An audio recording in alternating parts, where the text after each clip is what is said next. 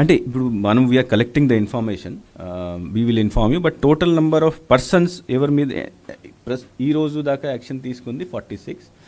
మళ్ళీ ఈరోజు కూడా కొన్ని ఎంక్వైరీ నడుస్తున్నాయి. It is continuous process. మేము will keep on giving you information daily basis మీద ఇస్తాం. దాంట్లో 40 కేసులు వాలంటీర్స్ మీద ఉన్నాయి. క్రిమినల్ కేసెస్కి నేను సెపరేట్గా ఇస్తాం, because I have information about ప్రస్తుతం ఎంతమందిని తీసేశారు. క్రిమినల్ కేసెస్ ఏ కేసు మీద కొన్నిటి మీద ఉన్నాయి, కొన్నిటి మీద లేవు. As I said, criminal case అంటే వాళ్ళు స్వయంగా వెళ్ళి పబ్లిసిటీ చేస్తే that comes under criminal case. But if is only, for example, కొన్ని చోట్ల వెళ్ళి మీటింగ్లో ఉన్నారు, that is violation of MCC, అప్పుడు తీసేయాలి.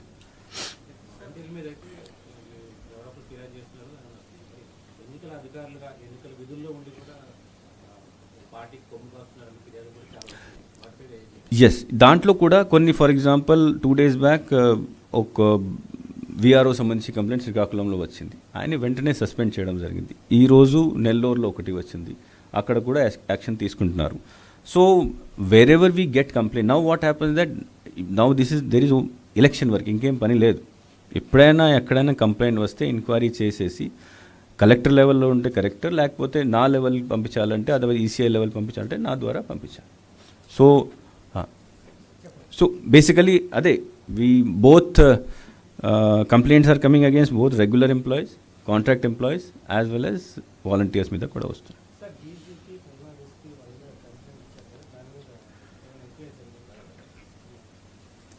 అంటే there is a complaint regarding PM's programme on that day.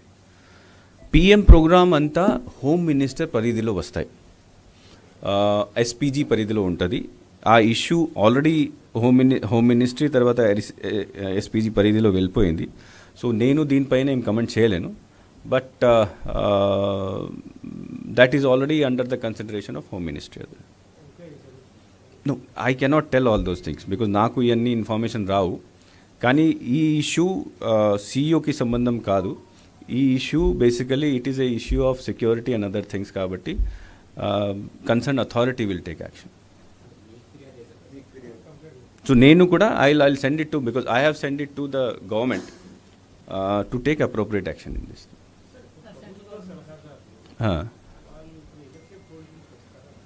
అందరూ వస్తారు. శాలరీస్కి దీనికి సంబంధం లేదు. ప్రభుత్వం అడ్వైజర్స్ని అపాయింట్ చేస్తుంది, అడ్వైజర్స్కి శాలరీ వస్తుంది. సో ఎంసీసీ వస్తే వాళ్ళని అక్కడ పోస్ట్ నుంచి తీసేయడం ఇట్లా ఉండదు, బికాస్ ప్రభుత్వం ఈరోజు కూడా ఉన్నది. ఆల్దో దే డోంట్ హ్యావ్, వాళ్ళకి పాలసీ చేయడానికి అధికారం లేదు, కానీ ఈరోజు కూడా ప్రభుత్వం ఉన్నది. ప్రభుత్వంలో పొలిటికల్ ఎగ్జిక్యూటివ్ ఈరోజు కూడా ఉన్నది. బట్ వాళ్ళకి ప్రభుత్వం నుంచి ఇస్తున్న ఫెసిలిటీస్ లైక్ ఆఫీషియల్ వెహికల్స్ ఇట్లాంటివి తీసేయడం జరుగుతుంది. శాలరీ అందరికీ వస్తుంది.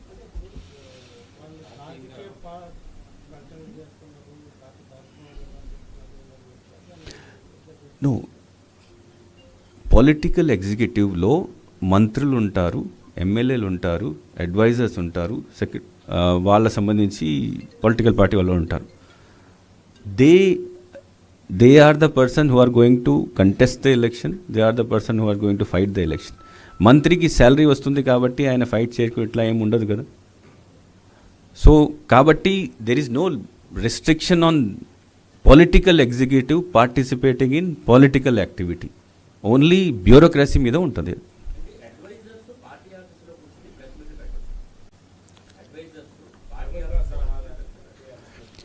As I said, I am not going into the terminology advisor. I am say political executive. Political executive లో అందరూ ఉంటారు, మంత్రులు ఉంటారు, అడ్వైజర్స్ ఉంటారు. ఆ పొలిటికల్ ఎగ్జిక్యూటివ్ వాళ్ళు పొలిటికల్ పబ్లిసిటీ చేసుకోవచ్చు.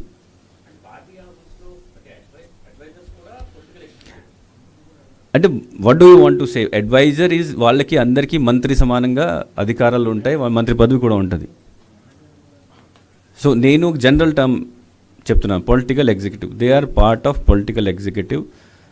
Political publicity is their work and వాళ్ళ జాబ్ అదే. సో కాబట్టి చేస్తారు ఎలక్షన్ టైంలో.